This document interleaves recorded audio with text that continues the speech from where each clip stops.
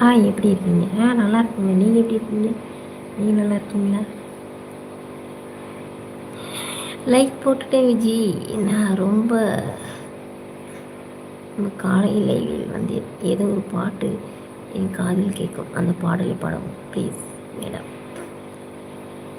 ஏதோ ஒரு பாட்டு என் காதில் கேட்கும், கேட்கும் போதெல்லாம் உன் ஞாபகம் தாளாட்டும். ஏதோ ஒரு பாட்டு காதில் கேட்கும், கேட்கும் போதெல்லாம் உன் ஞாபகம் தாளாட்டும். என் கண்கள் எழுதி உன் ஞாபகம் ஒளிந்திருக்கும்.